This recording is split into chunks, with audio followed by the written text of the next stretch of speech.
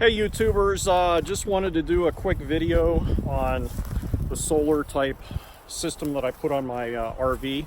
I have a 2011 FunFinder RV that was pretty outdated when it came to charging the batteries, that sort of thing. And a couple years ago I put a large solar type system on my house, and I figured it was time to do the RV, and just got tired of hauling around a generator, hauling around the gas cans, dealing with the weight of lifting a generator, and decided there's a better way of doing it. So anyway, I'll take you through all the stuff that I did to it, including the lithium batteries and the solar charge controller and all that. But a couple years ago I put basically solar panels on my house, on our land, and it was a couple years ago. This is one of the arrays that I have in the background.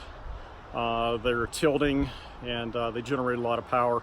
I have a couple other arrays on the property, one on the garage, and in the last 2 years I've generated almost 10 megawatts of electricity that either we're using or sending back to the power company. So figured if I could do this on the house. The price of solar panels continue to drop, and I'll take you through that, but figured it was time to do the RV.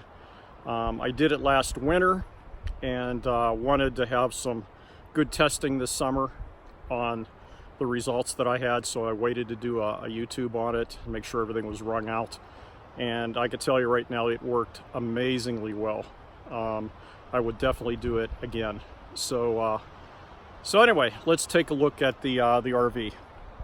Okay, so here's the solar panels, one of the other arrays that I have on the property, and that's basically done. The side of my pole barn, that's 11 panels.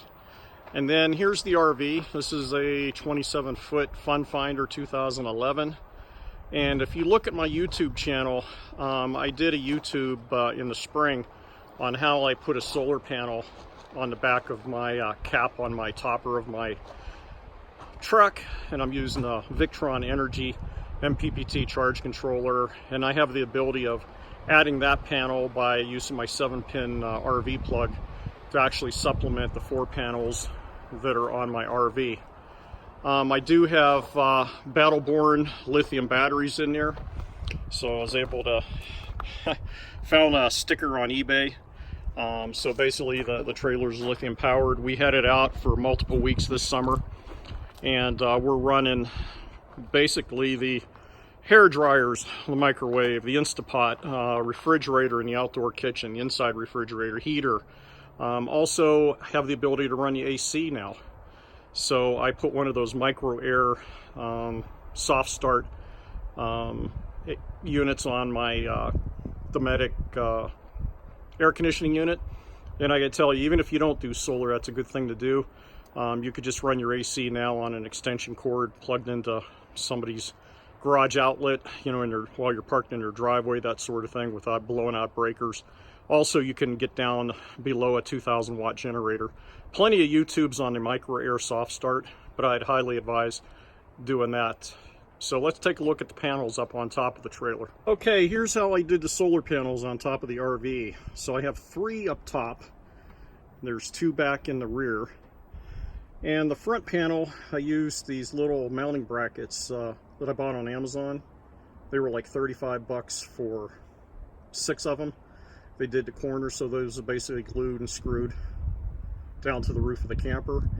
All these panels are Jinko 350 watt panels, 315 watt panels, sorry. And I think I paid about 185 bucks for them. And I'm in Denver, and there's a electrical house that sells them.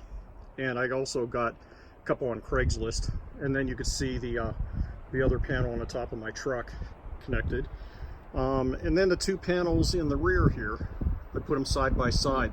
The challenges I had was that I had obstructions. I had a little bubble for the shower and couldn't mount 2 panels back here, so I took basically 1x1 steel and I fabbed up a lift platform. So I laid these solar panels on the garage floor and then made a square 1-inch tubing frame around the solar panels while they were upside down, and then put legs on them. So I'm boosting them up in the air to get around all of my obstructions. like the vents and the bubble in the shower, and that's raised about 4 inches. And then on the bottom I have a 1x1 angle that I have die-cored into the roof, and then also bolted through the roof with washers and lock nuts on the other side. So again, 1, 2, and then 3, and then if I plug in the truck, I have 4 solar panels. That's what's up on top. Okay, so the last solar panel makes 4 on the camper. This is another Genco 315 watt panel, and I had this big flat spot on the back of our RV. And I've seen a lot of RVs going down the road. They look like they got a big black window in the back, so I figured that'd be a nice spot to put one. So I mounted another one, again using the Amazon brackets that I bought, and ran the wires through the outdoor kitchen and then into my combiner box, which I'll show you here in a minute. But I tell you what, I had my doubts about doing this, but there were many times this summer that the back end was in the sun, either early in the morning or late in the afternoon, and that panel really contributed to the overall power of the system.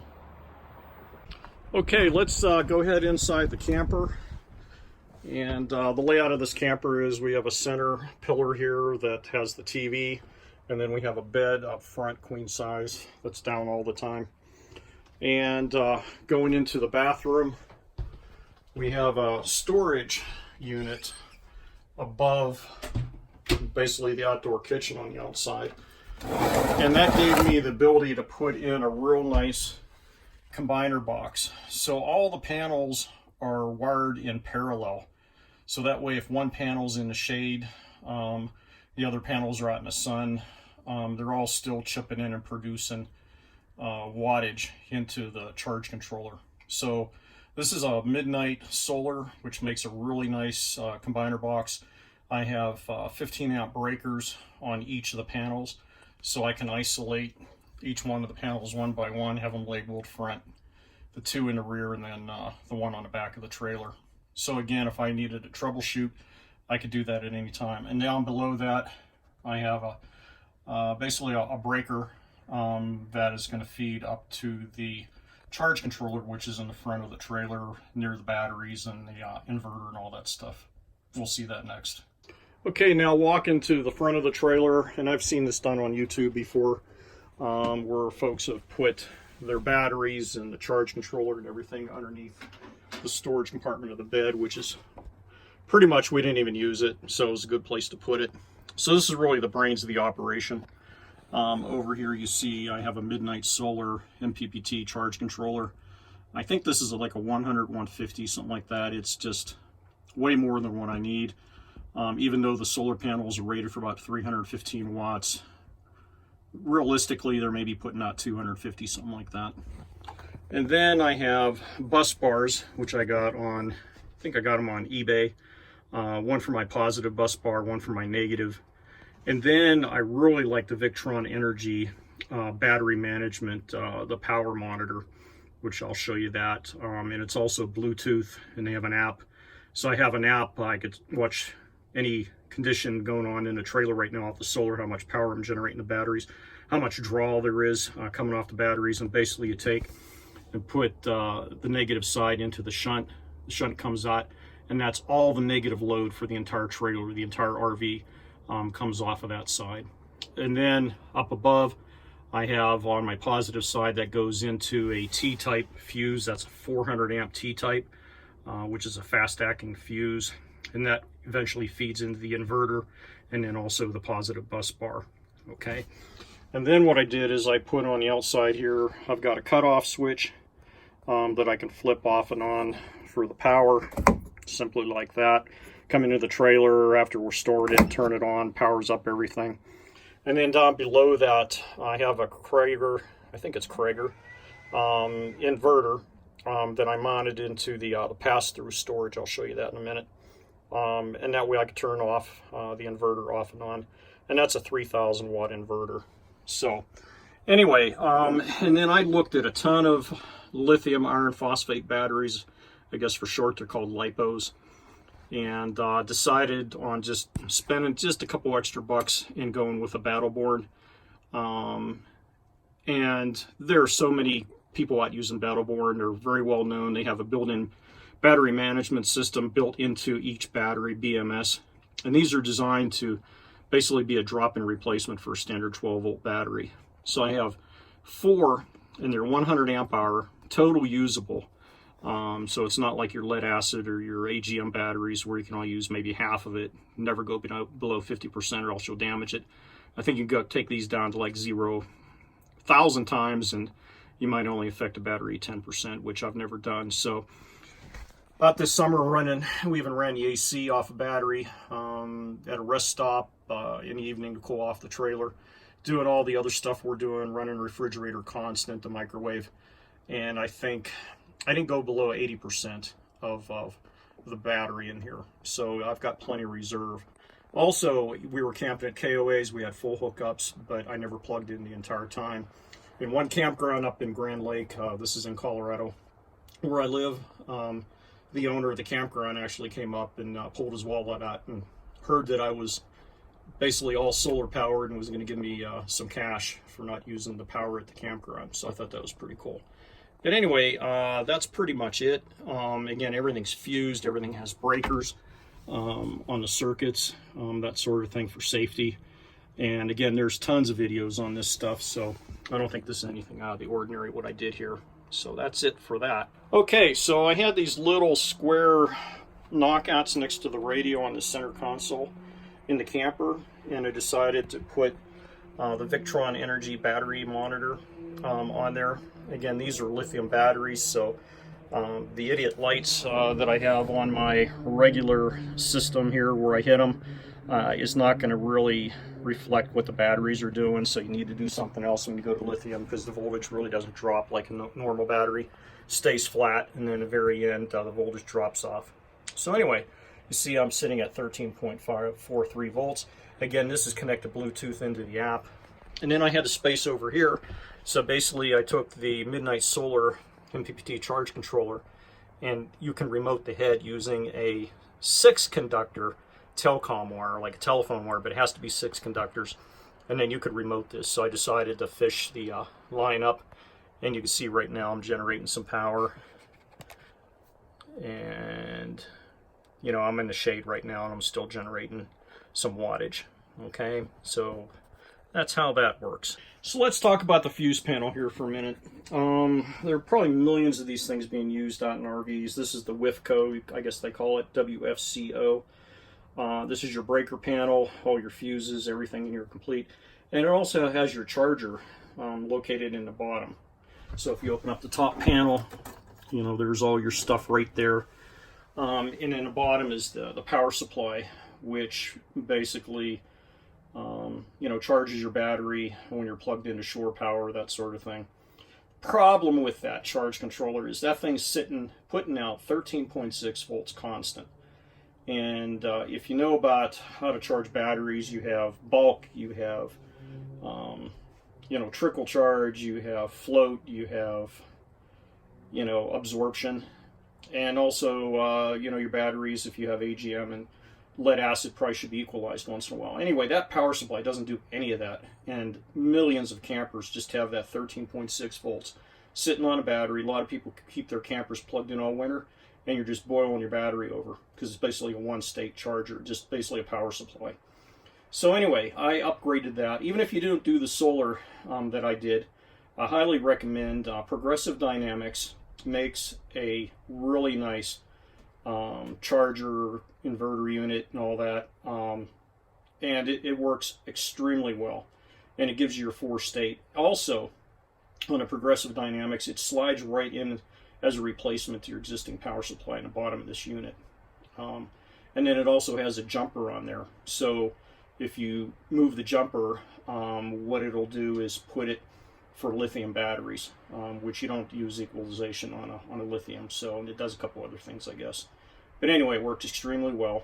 And then off the Progressive Dynamics, has a little cable and has this little square unit down here, and it's called a wizard.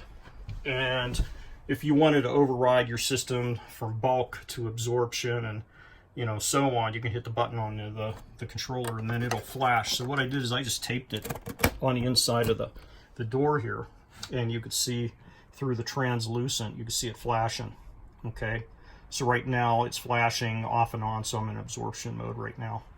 And if it were bulk, it'd be staying on solid and so on. So highly recommend anybody, even forget about the solar, just update that power unit to a progressive dynamics. Okay. The other thing I did on the back of this Wifco unit, and I sourced it, I think it was on Amazon, is that they actually make a transfer switch. Okay, because you figure I'm like having a generator. I have my solar power, I have my 3,000 watt inverter, and then I'm plugging in and out of shore power. So there's a company that actually makes a slide-in transfer switch that will actually slide onto the back of this plastic box here for this Wifco unit. And it took me some digging, and I don't know, I just kind of happened across it, and I ordered one, and it's fantastic. So it basically gives you shore power. If you're running a generator, it'll flip from generator to shore power automatically, just like in the big motorhomes, that sort of thing. The thing I did different though is, since my solar is going to be 99% of the time that I'm generating, my inverter power I ran onto the shore power side of the transfer switch. That way I'm not energizing my relays constantly when I'm running on solar power.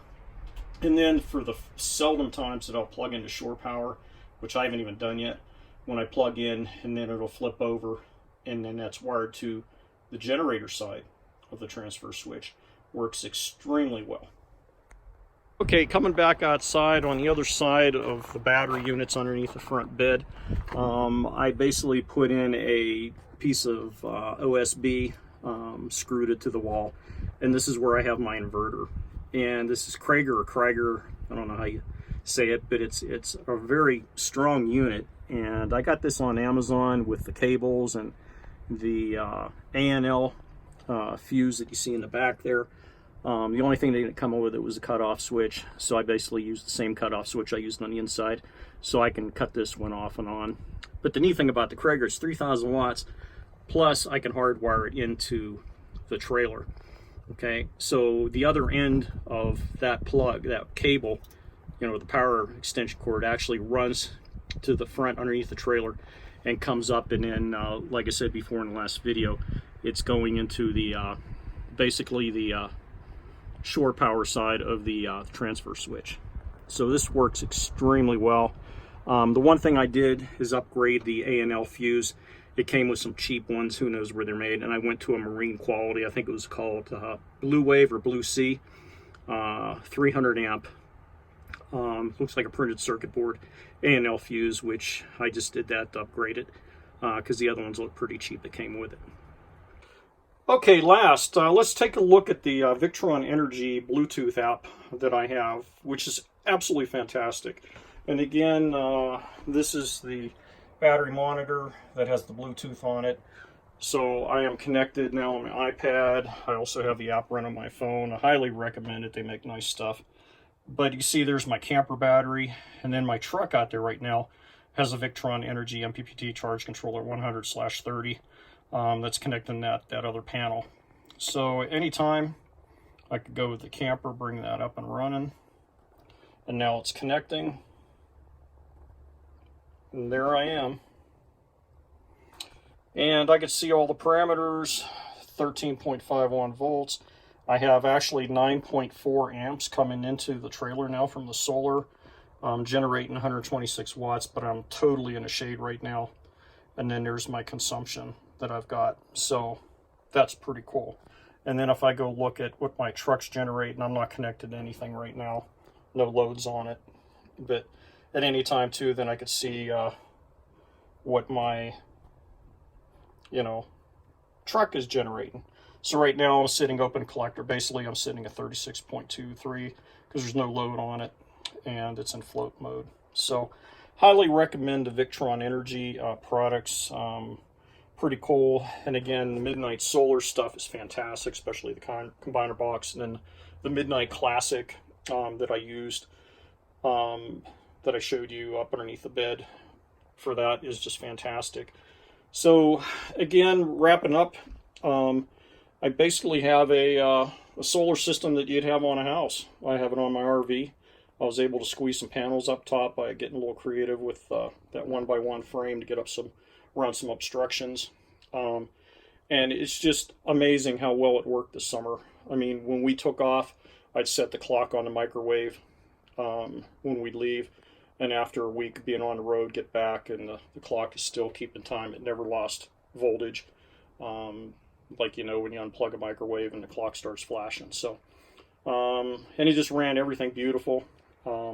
Highly recommend it. Again, there's tons of YouTubes on this, and I figured, you know, after watching all everybody else's YouTubes, I'd actually do one of my own. It might help.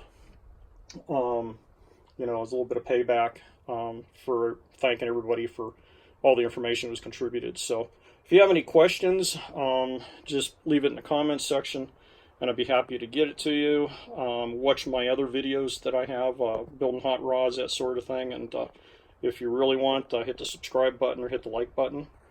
And that's all for now. Thanks for watching. Bye.